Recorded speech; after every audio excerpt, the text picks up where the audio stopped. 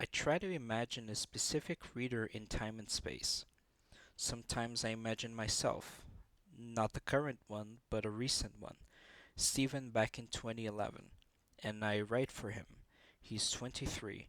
His head is shaved, skin is darkly tanned. His temperament is easily aggravated. He lives in a remote valley in the Hindu Kush mountains of northeastern Afghanistan. Stephen, let's call him Steve actually, he'd be fine with it. Steve carries a standard black M4 carbine, firing the standard 5.56 millimeter, packing the standard 210 rounds. He likes the idea of standards. It reminds him that there are people outside this valley carrying the same precise amount of weight as him. In other valleys just like this one, all through these mountains, the people in his unit are not the only ones who are alone. Steve hasn't shaved in a couple of days because the outpost has a limited supply of bottled water and they have been told not to waste it shaving. The outpost, too, has limited official oversight, so this minor transgression can happen. His every meal is an MRE chased with instant coffee. His every solid waste must be splashed with diesel fuel and set on fire, then stirred with an iron poker till it's gone. He sleeps in a sandbag bunker dug into the ground because the outpost doesn't have enough walls yet to offer any protection.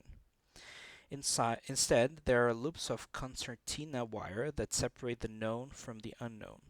The unknown, according to recent intel, the unknown includes between 100 and 500 Taliban fighters in this immediate vicinity, which means Steve and his units are outnumbered either 2 to 1 or 10-1, depending on what you choose to believe.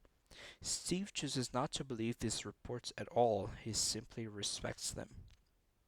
The previous platoon here did most of the digging on the bunker where he sleeps, but Steve dug a little further so it was large enough to bring a cot inside, and when he's off duty, he lies on the cot and puts on a headlamp and he reads. He dug a shelf into the side of the bunker where he keeps the book. It's a hardcover with a dust jacket. The dust jacket is smeared with actual dust. He likes that too. The inside of the bunker is dark and cool, about as big as the interior of a car. Metal beams cross overhead to hold up the double-layered sandbag roof. He has not been attacked here yet, but he expects it will happen soon, and he is right.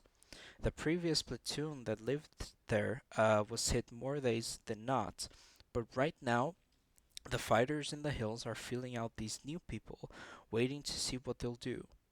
But it'll come. Until then, he takes his shifts on the guns, watching over poppy fields, villages the same color as the rocks, roads that are merely parallel tracks of dirt. Then he goes back to his bunker and reads, then sleeps, then starts over.